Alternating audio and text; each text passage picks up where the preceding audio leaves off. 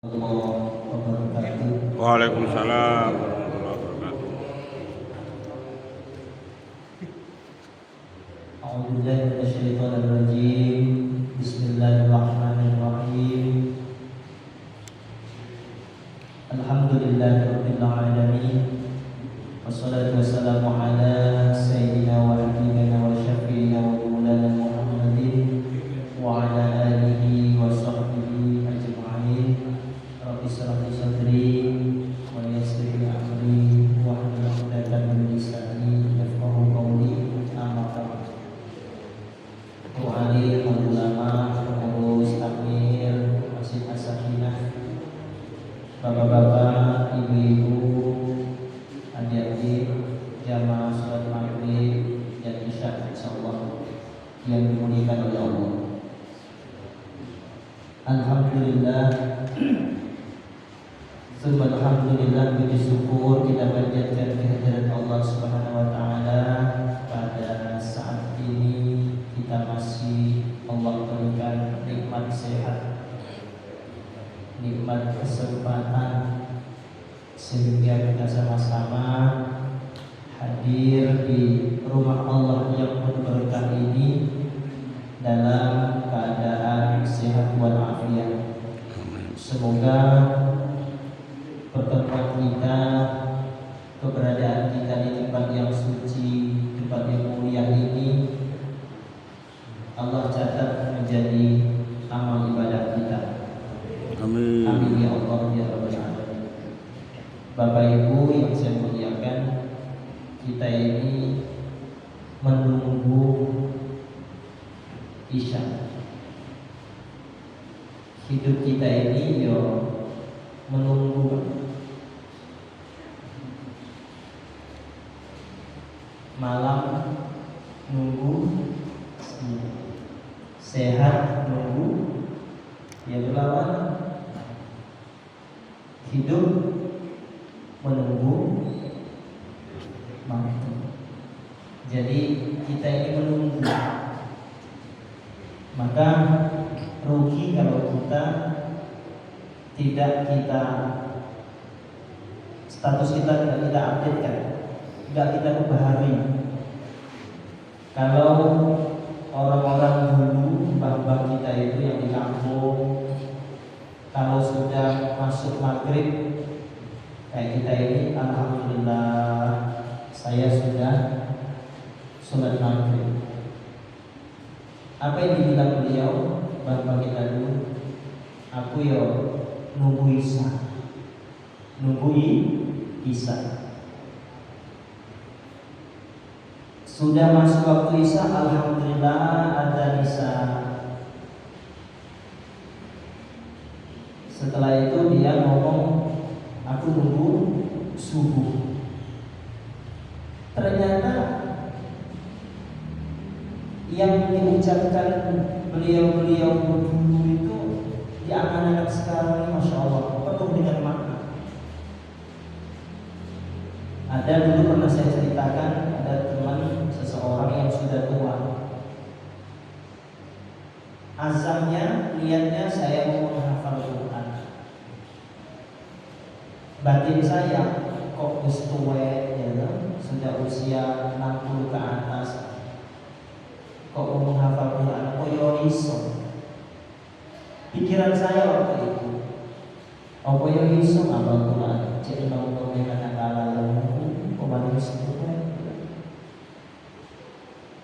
ternyata di balik kedua yang saya kasih contoh tadi, maghrib nunggu Isya, Isya nunggu subuh, subuh nunggu nunggu asar, terus kemudian yang tua tadi usia 60 ke atas mau menghafal Quran.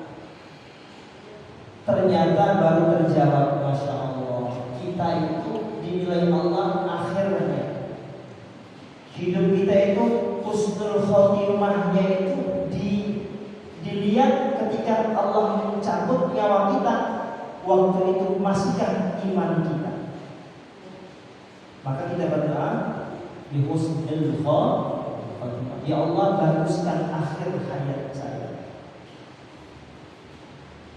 Ternyata di anak-anak sampai sekarang mbah yang hafal Quran itu dia diniatkan pokoknya saya menghafal Quran. Ternyata apa di baliknya?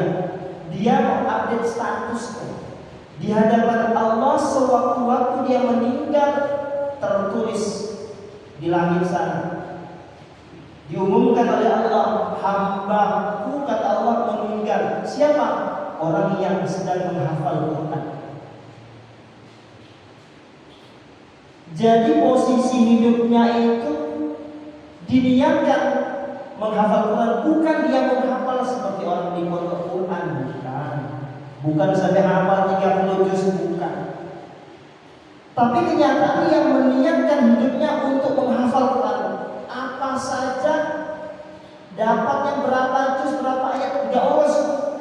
Pokoknya update-nya dengan Allah, status hidupnya ini saya menghafal Quran. Ternyata ajalnya sampai ketika dia dicabut nyawanya, Allah dan Rasulnya bangga. Kenapa? Yang meninggal ini adalah orang yang sedang menghafal Al-Quran. Masya Allah. Kemudian sholat juga demikian. Maghrib, berdoa, wiridan, baca Quran. Niatkan ya Allah, aku nunggu sholat Isya. Nunggu sholat Isya berarti kita hidup ini dari sholat ke sholat, dari sholat ke sholat. Umpama antara maghrib dan Isya meninggal dunia, maka baginda Rasulullah bangga. Kenapa? Hambanya, umatnya sedang menunggu sholat Isya. Nah ini Bapak Ibu, sebetulnya kita ini tergantung apa ya? Niat kita. Sudah saya bilang kemarin itu, memang hidup kita ini tergantung niatnya. Maka di dalam sebuah kitab itu pernah dimunculkan, saya pernah baca itu, ada makhluk yang mengatakan man amila li akhiratihi kafahullahu amra dinihi wa dunyahu. Man sapa wong amila yang beramal. Amal ini kan, kalau dikatakan amal itu kan perbuatan. Amal itu suatu tindakan. Nah, kalau dikatakan amal soleh berarti perbuatan yang Allah dan Rasulnya ridhoi. Itu amal soleh. Berarti kalau amal perbuatan suatu pekerjaan yang Allah ridho, maka itu namanya amal soleh. Nah, di sini dikatakan man amila li akhiratihi. Siapa orang yang beramal karena akhirat, beramal karena Allah, kafahu, maka Allah mencukupi. Apa yang Allah cukupi? Amro dinihi wa dunyahu, urusan agamanya dan urusan dunianya. Modalnya tadi ini dari apa? Amal li akhiratihi, beramal karena Allah. Loh, perbuatan kita ini macam-macam. Ada yang pegawai, ada yang bakulan, ada yang tukang, macam-macam loh. Pekerjaan kita, keseharian kita tuh macam-macam pekerjaan kita. Di sekian banyak pekerjaan yang kita lakukan dari pagi sampai pagi lagi, 24 jam, gitu. Padahal kita itu diutus oleh Allah semata-mata untuk ibadah.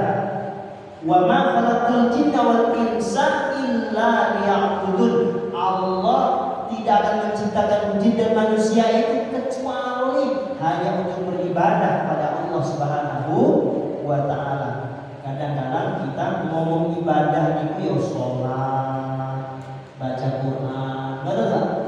Nonton jadi pahaman kita. ibadah niku ya di masjid, ibadah niku ya umroh, haji. Ya itu yang ibadah. Kan ibadah itu kan ada dua, ibadah mahdhah, ada ibadah ghairul mahdhah. Ibadah ghairul mahdhah ini loh, ibadah yang sangat luas pengertiannya. Namanya ibadah sosial. Ibadah ghairul mahdhah.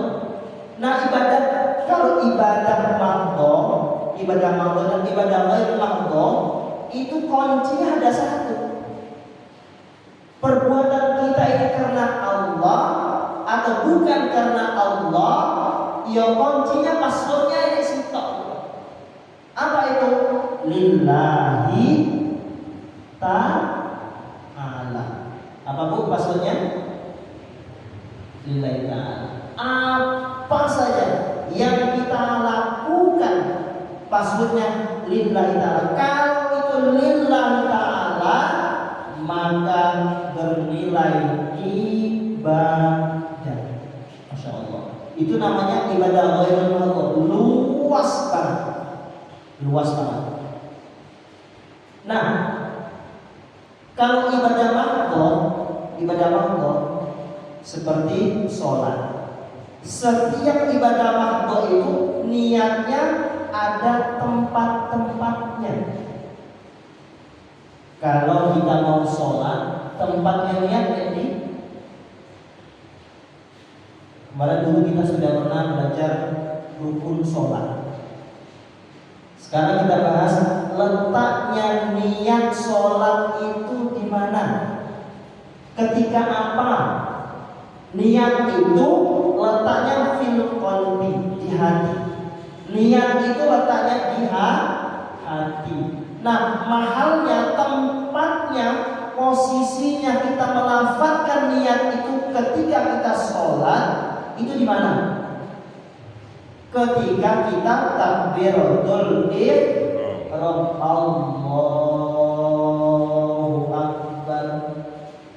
Letaknya rukun yang bernama niat itu ketika kita melafazkan Allahu Akbar. Itu tempat meletakkan niat ketika kita sholat. Gua sholat opo? Sholat sunnah, sholat wajib, pokoknya letaknya niat itu ketika melafazkan Allahu Akbar di lafaz takbiratul ihram. Allahu Akbar. Itu letaknya niat ketika sholat. Poso wajib.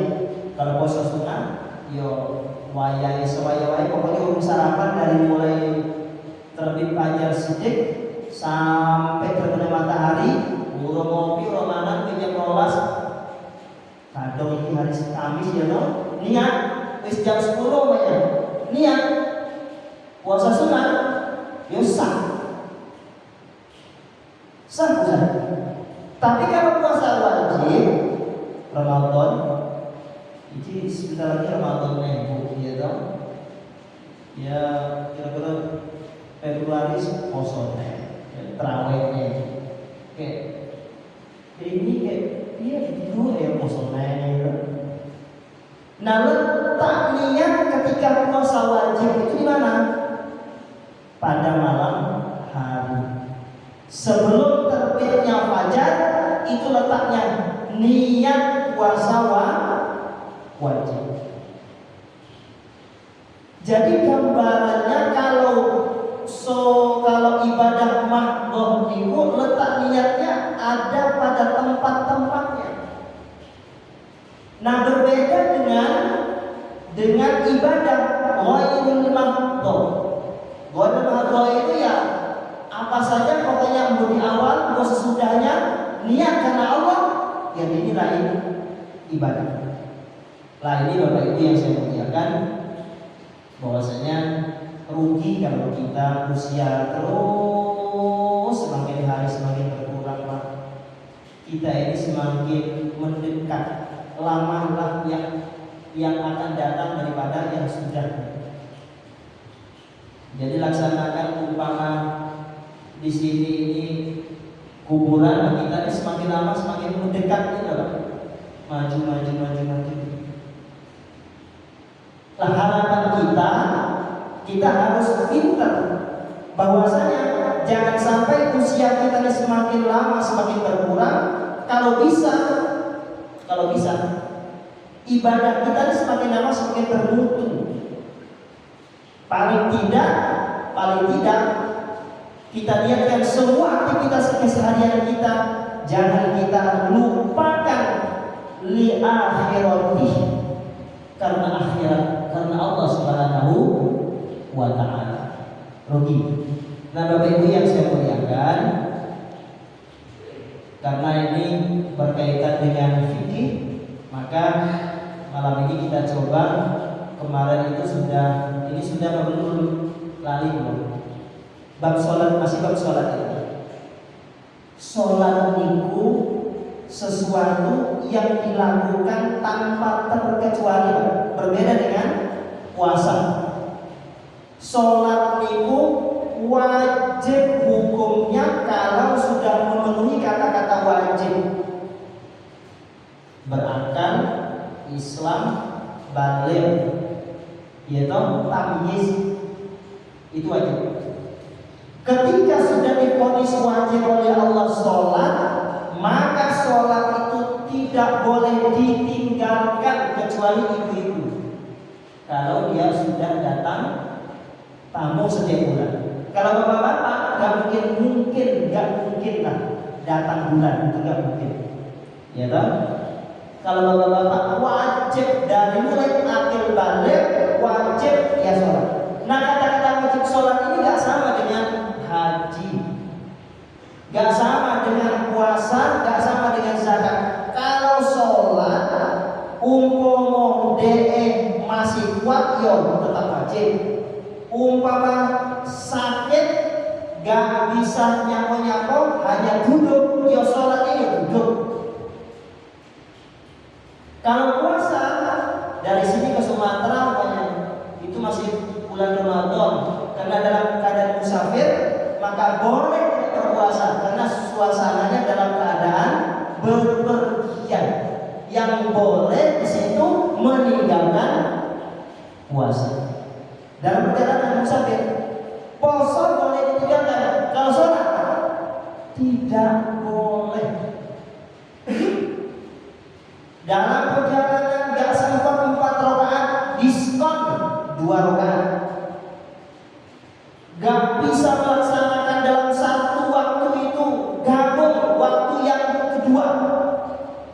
Jamak kosong, jamak takdim, jamak takhir.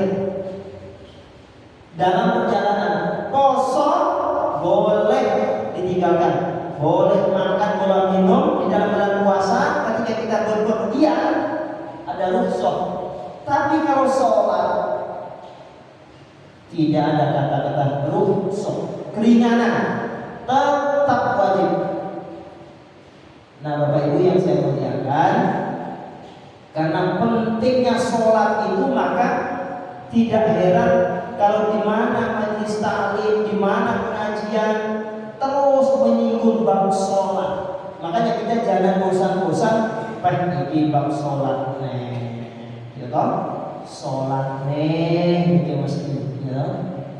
Padahal sholat kita belum karuan bener.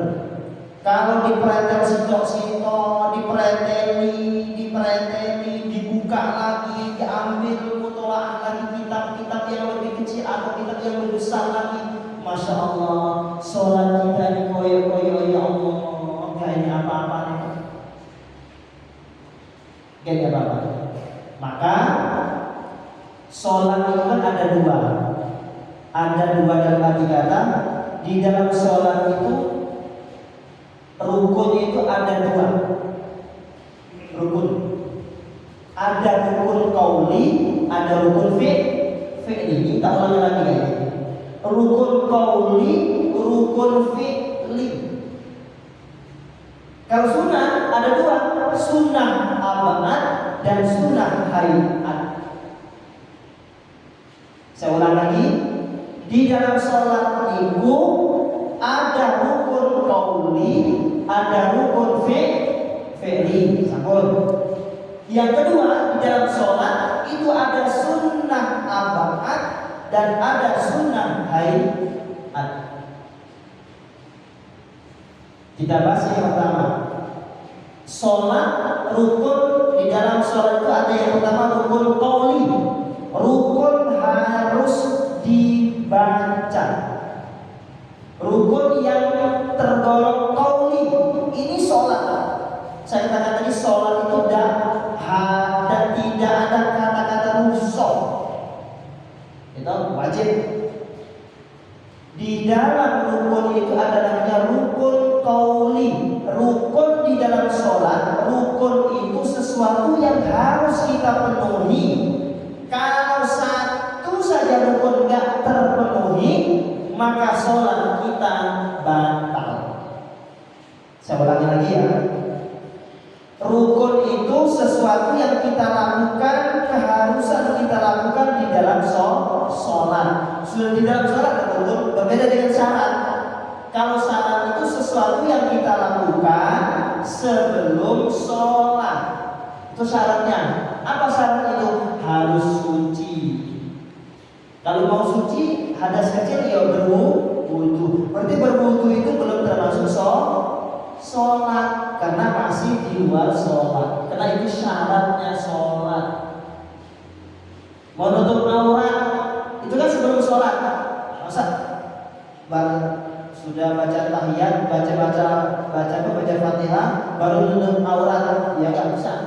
Soalnya menutup aurat itu sesuatu yang syaratnya sholat. Sebelum sholat dia menutup aurat, kemudian bersuci.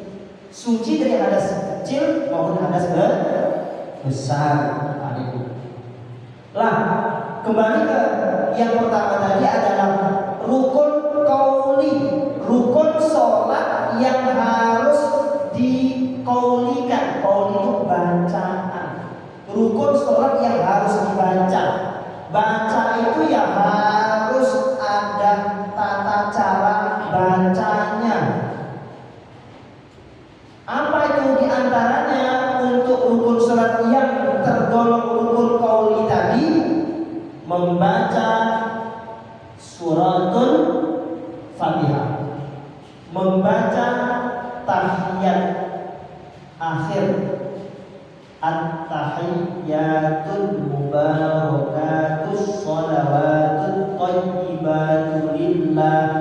Itu rukun qauli.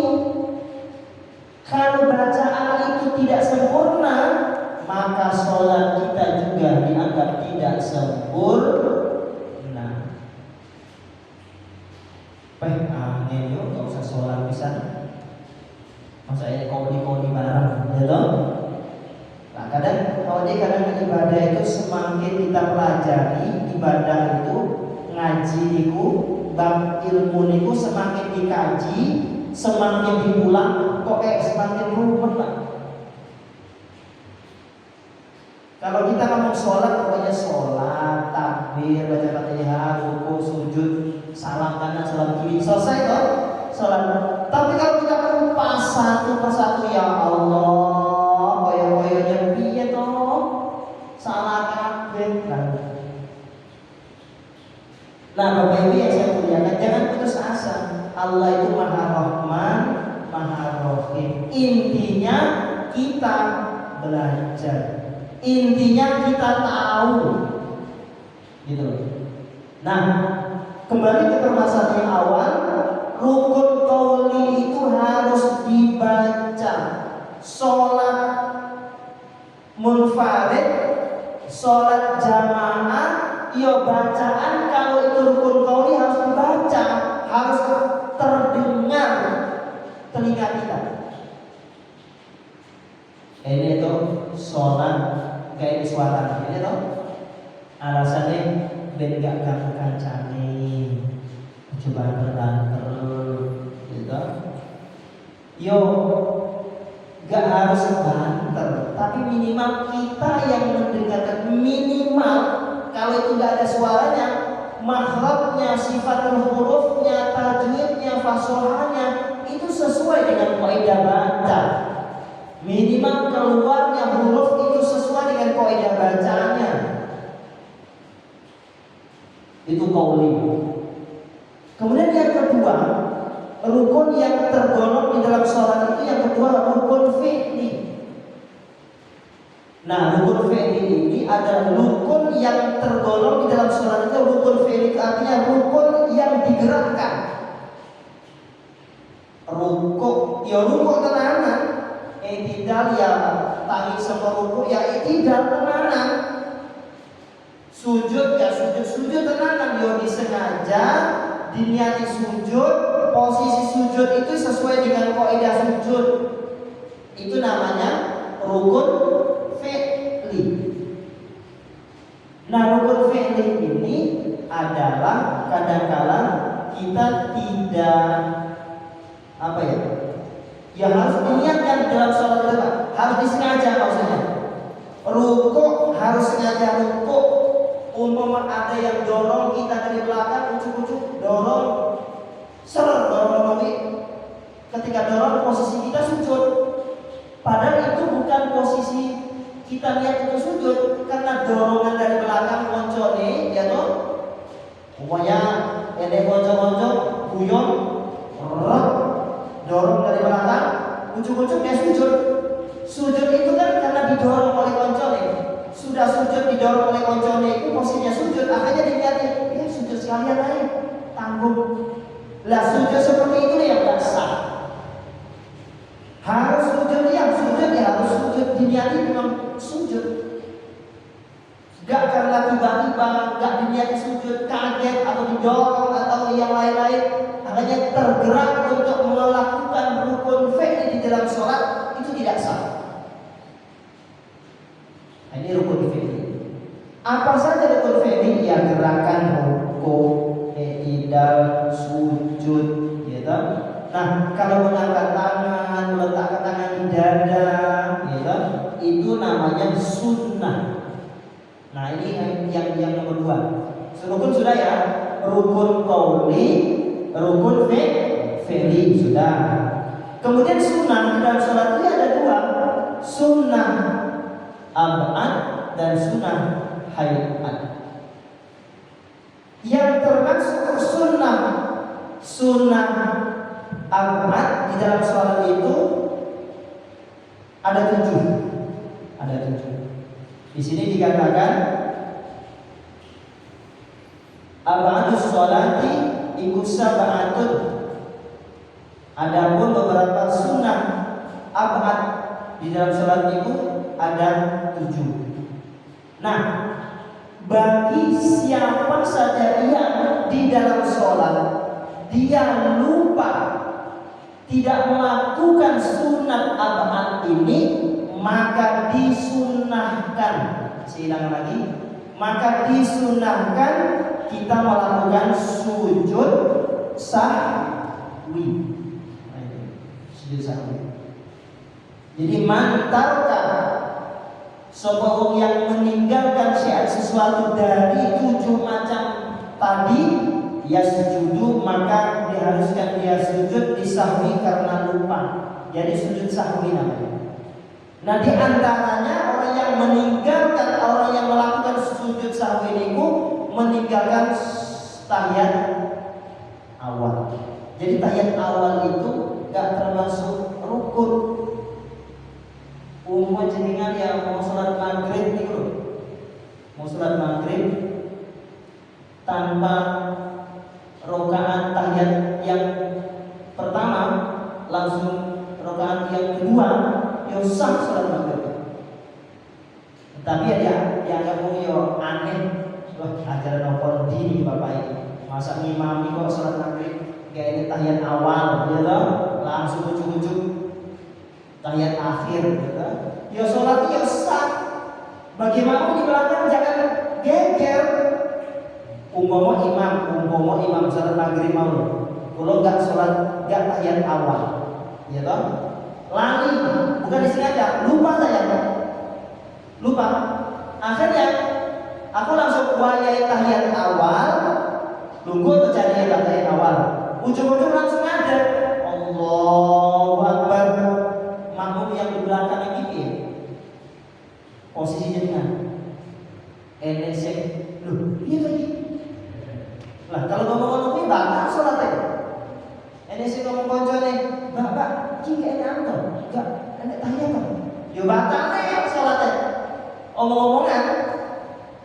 Lah posisi kita makanya harus berilmu ya di sini Pak. Letaknya berilmu di sini. Makanya kesunahan orang kalau di masjid-masjid dulu. Jadi yang di belakang imam itu seharusnya orang-orang yang betul-betul paham tentang sholat, paham tentang rukunnya sholat. Ya kan? Kenapa demikian? Karena imam kalau imam itu kan manusia. Imam itu ya manusia ya, yo salah, yo bener yo menungso. Tapi tatkala imam dilihat kira-kira imam ini membatalkan sholat, maka makmum yang di belakang ini harus maju Pak.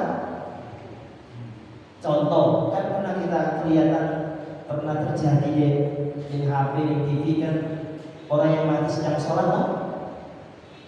Imam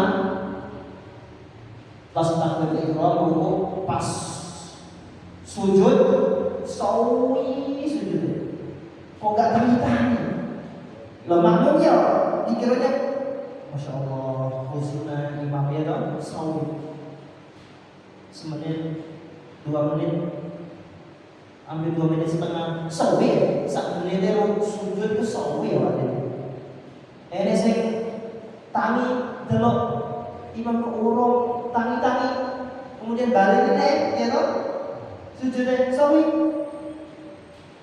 bagian paham posisi yang di belakang imam kalau itu terjadi dia meyakinkan ada sesuatu bagi imam maka yang di belakang imam maju langkah yang langkahnya nggak boleh meloncat nggak boleh berturut-turut ya pokoknya jangan terlalu maju ngambil posisi imam diambil alih. Yang di belakang imam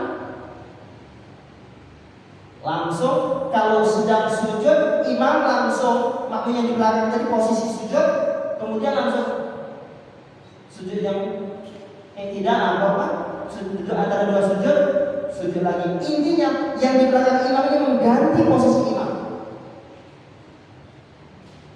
Ini kalau memang sholat itu ya itu aturan. Tapi awal ini dia di masjid yang ada sing diisi budal itu yang kayak di akhirnya pertama itu ya ada toh gitu yang tua-tua ya bapak-bapak yang diambil. Ini kenyataan. Jadi rukun sholat itu ya itu tadi Pak. Jadi ketika kita di belakang imam, ya kita harus memposisikan kita ini sebagai pengganti imam sewaktu-waktu imam berhalangan. Makanya kalau dulu biasanya di sebelah kiri mihrab itu kan ada pintu kan. Pintu itu untuk imam langsung keluar. Nah, jadi umumnya imam batal wudhunya atau ada kejatuhan najis, maka imam harus bergeser yang maju di belakangnya. Nah ini posisi sholat. Karena sholat itu ya betul sakralnya itu sholat itu.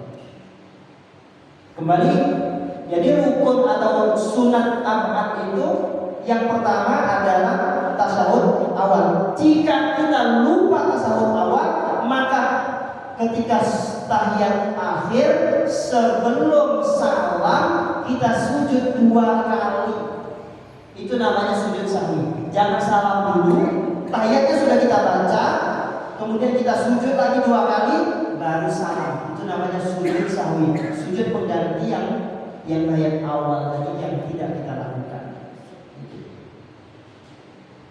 Jumlahnya tuh 7 tasyahud awal, kemudian membaca tasyahud, salat ala Nabi, membaca sholawat kepada Rasulullah di dalam tasyahud, ya. Kemudian salat ala Nabi fi tasyahud akhir, membaca sholawat kepada Rasulullah dan keluarganya di dalam tasyahud akhir, dan juga kunut kunut di dalam sholat subuh jika, nah ini ada permasalahan. Tidak umum di masjid niku imamnya kunut, terus makmumnya gak gelem kunut, iya sah enggak? Yo sah sholatnya. Gak kunut yo sah. Tapi kalau kebiasaan masjid itu kunut, ya kita ikut kebiasaan masjid itu, ya kunut ya ikut kunut. Ya, saya itu pernah Masjid Agung ini kan yang khotibnya sholat subuh, pengajian pada subuh itu kan macam-macam. Ada Nonsewu, ada NU, ada Muhammadiyah, ya macam-macam yang kita undang. Tapi ternyata penggede-penggede teman-teman yang Muhammadiyah itu ketika sholat di Masjid Agung, kalau di masjid tempat dia ya gak kunut, kemudian baca bismillahnya gak jahar, ya toh, ujung-ujung langsung ya bismillahnya tapi seri Alhamdulillahirabbil alamin. Kalau kita kan enggak, Bismillahirrahmanirrahim, Alhamdulillahirabbil alamin. Ketika di Masjid Agung dipakai semua. Saya coba ngikutin ketika sholat di masjid sana, dia yoga kunut, yoga jahar basmalah. Ketika di Masjid Agung dipakai semua. Bismillahirrahmanirrahim. Allahumma hdina fiman hadait. Lapa kita kita pincela ini. Ini tadi kadang kunut kadang enggak. Ya karena itu sunnah, Pak. Nah maka penghormatan kita ini sedang di mana gitu. Nah itu Masjid Agung ubudiyah asy-Syafi'iyah itu yang selain yang biasa kunut ya harus kunut. Gitu.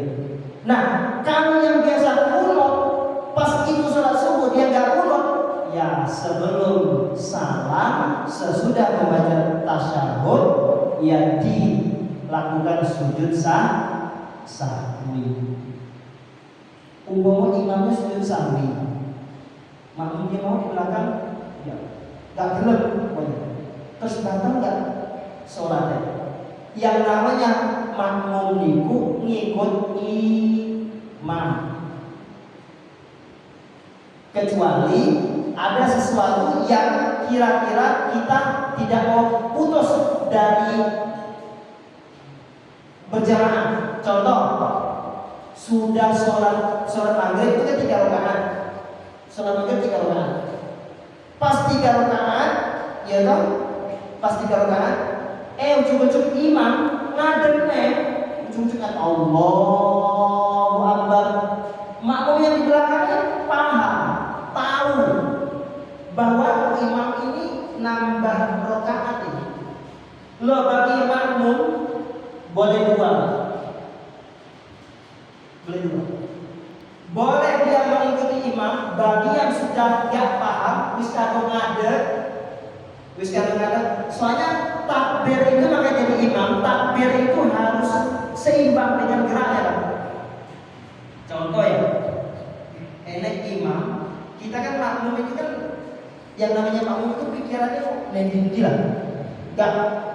Enggak kabeh busuk sholat ya, gayanya nih kecil, pakai serban, pakai sarung gitu, pakai kopi yang pada itu sholat, pada pikirannya enggak kata sholat, jangan enggak sholat pikirannya, gitu. Ini takbir kalau jadi imam itu harus sesuai dengan geraknya. Kalau geraknya lama, panjang, pokoknya dari kok ya tahiyat awal mau berdiri, takbirnya harus panjang, Pak. Allahu Akbar. Ini memberikan aba-aba kepada makmum bahwa ini harus panjang.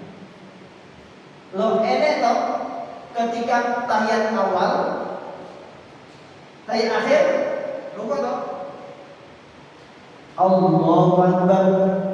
Itu mau tahiyat akhir. Jane imam itu harus bijak ketika dari ruku, dari sujud sujud terakhir mau duduk tahiyat akhir itu kan pendek loh geraknya. Lo takbir jangan panjang-panjang. Kali Allahu Akbar. Saya yakin makmum yang kurang khusyuk itu ngadep. Ini deh. Mergo iki lo takbir kok kejamuan. Lo kalau dari mulai sujud terakhir mau ke tahiyat akhir pendek aja. Allahu Akbar. Pasti makmum yang khusyuk atau tidak pasti biasanya wah ini ono gerak. Nah jadi makanya ada cerita konco murid yang mau mulai Fatwa itu anak Banten itu hafal Quran. Pondoknya yang di dalamnya Yai Kafa. Kita ini mau pulang hujan ya loh, tak terus dikit. Nah, beliau ini hafal Quran, qori bisa, suaranya luar biasa. Ketika Presiden Masjid Agung itu duet saya sama beliau ini, Maulana Fatullah tahun 2006. Dan ketika itu dia pulang, ikut seleksi menjadi imam Masjid Istiqlal. Ada tes. Syaratnya ya hafal 30 juz, suara lantang, qori, enak gitu. Syaratnya sudah terpenuhi semua Pak Ibu. Teman saya itu dia tes Istiqlal. Tes berjalan, bayangin saya, Masya Allah, terima ini konco. Bangga menjadi koncone, menjadi imam besar Masjid Istiqlal. Ternyata diumumkan gak lulus. Akhirnya saya cerita, kok bisa orang gak lulus? Tak rumornya bacaan loh. Masya Allah. Yuk kalah yang lain-lain. Ternyata apa? Gara-gara ini takbir banget. Gara-gara takbir gak sesuai dengan antara gerak yang agak panjang, ya takbirnya ya agak panjang. Gerak yang pendek, takbirnya harus pendek. Akhirnya gak lulus. Lah Bapak Ibu yang saya muliakan, jadi di dalam sholat itu ada gerakan. Nah gerakan itu namanya sunnah abad. Sunnah hayat. Kalau abad tadi kesunahan itu kita tinggalkan, ditutup sebelum salam di tahiyat akhir dengan sujud sahwi. Yang kedua bukan sunat abad tapi sunnah hayat. Sunnah hayat itu sunnah yang gerakannya tidak ditambal ketika akhir untuk sujud sahwi.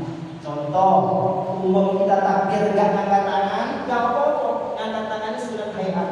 Allahu Akbar. Umum kita gak angkat tangan, nggak usah angkat tangan. Allahu Akbar. Meletakkan tangan di dada, ini sunnah hayat. Umum gak letak tangan di atas dada, gak apa-apa. Sholat itu apa? Angkat tangan, takbiratul ihram, meletakkan tangan, kemudian takbiratul ihram ketika mau rukuk, mau sujud, itu sunnah. Tapi ketika kita disunahkan sangat ketika kita dari tahiyat awal untuk bangun, itu tangannya diangkat. Itu namanya sunnah hayat. Ketika kita meninggalkan sunnah hayat itu, maka akhirnya ketika sudah membaca tasyahud akhir sebelum salam itu tidak dianjurkan untuk melaksanakan sujud sahwi. Ada ditanyakan. 4 yang diulang. Rukun ada 2, rukun qauli, rukun fi'li. Sunnah ada 2, sunnah abad. Kalau meninggalkan sujud sahwi, yang kedua sunnah hayat. Bu, ada yang ditanyakan Bu? Mas tanya apa mas? Mas paham kabeh. Masa sebaik-baik gak aku sholat kebacut. Gak apa-apa, alhamdulillah. J, ngomong.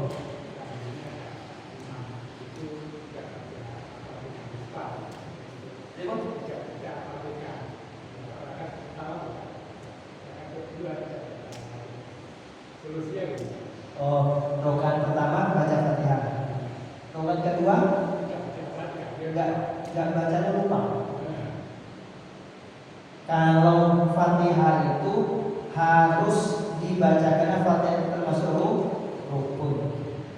Umpama lupa gimana? Lupa itu kayak hukumnya. Jadi lupa. Tapi lupa baca ujung-ujung langsung qul huwallahu ahad ya. Ya, semoga gak ada lah. Ini pertanyaan umpama enek kalau kuwi gitu. Salatnya piye? Salatnya ya tetap tidak sama. Ya harus umpama dia enggak hafal baca Fatihah karena Fatihah itu rukun salat, maka menang selama Fatihah dilafadzkan. Umpama baca Fatihah itu orang biasanya orang masuk Islam itu malam-malam itu kan biasa sholat lupa. Saya ini baru masuk Islam, saya nggak hafal Fatihah. Padahal Fatihah itu termasuk rukun. Loh, ketika dia sholat menengnya itu dia baca Fatihah selama kadar waktu diamnya itu selama orang yang membaca Fatihah itu makin wajibnya rukun Fatihah di dalam sholat. Jadi pokoknya sholat itu ya Fatihah itu. Lah, umpama lupa membaca Fatihah, lupa mahmum yang gak ini singro, ya toh, ujung-ujung Allahu Akbar, qul huwallahu ahad, ngomong ya toh, lupa bener, ya wallahu a'lam, Allah yang Maha Kuasa. Tapi yang jelas kalau dia ngomong gak tahu baca Fatihah, gak hafal baca Fatihah, semampunya minimal menentok kadarnya waktunya selama orang baca Fatihah. Tapi ada nggak ya lali baca Fatihah? Ada ya, mungkin ada. Tapi yang jelas kalau tidak, gak jadinya lupa lali. Tapi lali enek wong. Nah, ini enek terjadi sholat ketika zaman Rasulullah. Ketika sholat itu enek sing imami, Rasulullah imami, wis selesai. Assalamualaikum warahmatullahi. Assalamualaikum warahmatullahi. Para sahabat mau mengingat gak berani, ya toh? Apa memang sholat seperti ini? Nah, kan macam-macam. Sahabat, akhirnya ada yang memberanikan diri, ya Rasulullah. Kayaknya nomor aku ya. Sholat zuhur itu saat ini nomor 3 rakaat atau? Kurang 1 rakaat. Padahal sudah salam kanan, salam kiri. Astagfirullahaladzim. Para sahabat bingung, ini sholat zuhur sekarang apa ada wahyu yang baru? Kok 4 jadi 3? Akhirnya ada yang tanya, ya Rasulullah, apakah sholat zuhur saat ini 3 rakaat? Kenapa? Tadi 3 rakaat. Rasulullah ketika mendengar seperti ini, nambah lagi 1 rakaat. Allahu Akbar. Langsung Allahu Akbar. Nambah 1 rakaat. Lalu sudah salah. Begitu juga kita nanti punya anaknya bujurnya si ngomongnya tau, Pak, sholat isya kok jadi kan 3 rakaat tambah 1 rakaat. Benar. Benar ayah apa ya? Oke. Kalau di sini kasih pendapat. Kalau memang yakin itu kurang, yo tambah Pak. Hah? Kakean? Ya kalau kita yakin itu sudah kita empat ya nggak usah diulang. Tapi kita yakin yang maknanya kan banyak orang loh. Orang sepuluh ngomongnya kurang semua, benar kurang Pak. Berarti kan kita yang kalah 10 lawan 1 ya dong. Berarti kan kita yang kurang benar. Ya ada. Tapi ada sinto ngomong Pak dengan kurang Pak. Yang lain ngomong orang Pak menulis pas itu. Yang 9 ngomong pas, yang situ ngomong kurang situ. Berarti yang pas nanti. Jadi ditambah kaget kurang pada limo. Umpama limo piye? Ora ya, ya tak apa-apa jadi gede sih kamu. Enggak apa-apa. Wah, susu. Dan yang satu kata juga, karena lupa imamnya, tapi makmunya tahu. Makmunya tidak tahu. Ya, tapi ngiling tapi nggak sambung ya ternyata. Subhanallah gitu kan ngiling kan. Nah, tapi tetap kita baca Fatihah sendiri gimana? Kalau kita baca, intinya sama kita nyimak orang baca Quran itu. Yang baca Quran salah, kita yang menambahnya baca. Artinya kita menutupi kesalahan bacaan imam tadi. Tapi kalau salahnya fatal, umpamanya ayatnya kan nggak dibaca, baru mau ayat nggak dibaca langsung orang boleh, berarti menghilangkan ayat itu batal sholatnya. Tapi makmunya di belakang tetap mengingatkan.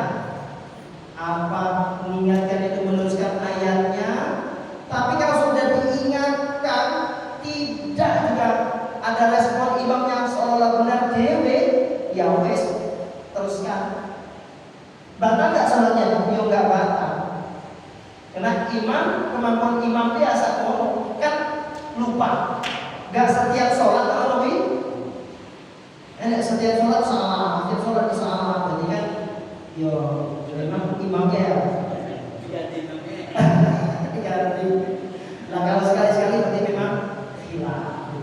Tapi di imam. Ya terus jamaah.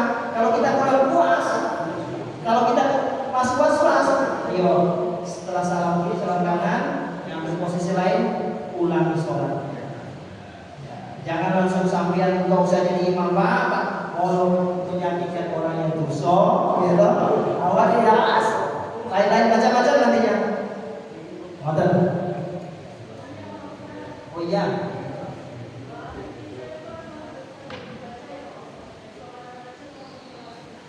Pripun? Doa kita terus.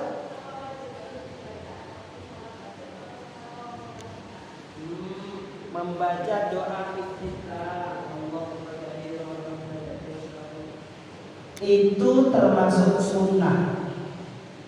Umpama kita dari sholifatul maghrib salat maghrib, mangkalilah Allahu akbar, bismillahirrahmanirrahim. Pada nomor enggak dibaca. Di dalam sholat wajib, ya hukumnya sunnah. Di dalam sholat sunnah juga hukumnya sunnah. Pada nomor enggak dibaca. Sama dengan ayat setelah membaca suratul Fatihah, membaca ayat itu hukumnya sunnah. Umpama enggak dibaca ya enggak apa-apa, dibaca ya lebih afdal. Alhamdulillah. Tapi ingat, emang membaca Al-Quran di dalam sholat itu pahalanya berbeda ketika baca Quran di luar sholat. Pahalanya eman walaupun guru wali ya tetap dibaca. Mana bu? Ampun,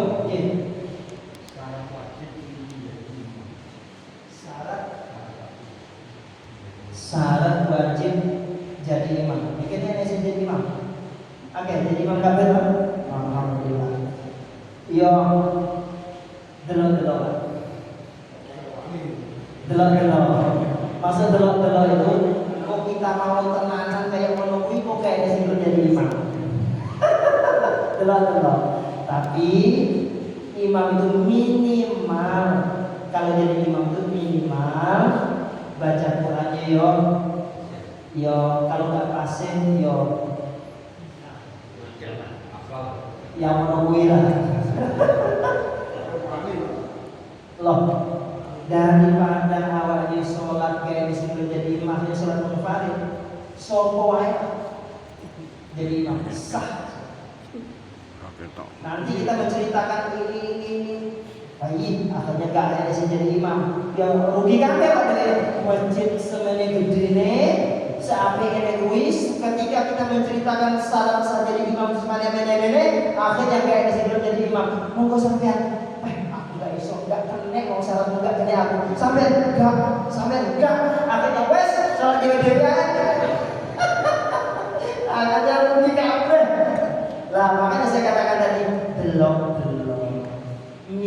minimal Fatihahnya hafal. Benar tak? Awalnya minimal rukun sholatnya paham, sholat maghrib 3 rakaat, ya toh, Fatihahnya hafal, ini ayat yang dibaca selesai. Nah nanti dari tahun ke tahun kayak moto-moto terus ada peningkatan minimal ayatnya nggak berubah terus, ya toh. Ya itu kan ada Quran lah. Quran itu jadi imamnya dibuka. Gak apa-apa dibuka. Pesannya sih Quran. Yang ngangkat Quran itu beda pahalanya dibuka Quran yang kita baca. Jadi imam baca. Saya di Masjid Anwar itu ya tak buka. Saya tahu ya ngasih Quran itu tahu. Supaya apa? Jariahnya itu supaya dapat itu. Kalau dia mau ditutup terus itu apa Quran yang ngarep itu? Iya, dibuka, dibuka. Ya bacanya tartil, dibuka. Betul apa? Kasihan yang sudah menyempak gol itu ya, jadi Quran yang ada dibuka, baca, nggak apa-apa. Jadi sarannya jadi imam itu delok gol minimal yang syarat yang ringan, Fatihah hafal, ayat yang dibaca yo ini sing hafal, wis selesai. Nanti yang kedua baru nanti gimana bacaannya, gimana perilakunya, macam-macam Pak. Nah, macam-macam. Oleh karena itu sesuai dengan sikon. Kalau yang lebih netral lagi, imam itu harus orang yang disenangi makmum. Itu yang biasanya kadang menjadi geger. Masjid yang Romo itu sampai sekarang masih geger. Nonton BWI itu rebutan jadi imam. Mau jadi imam tapi masyarakatnya gak ada sekali. Ya repot toh. Jadi kalau jadi imam itu kita di depan itu makmum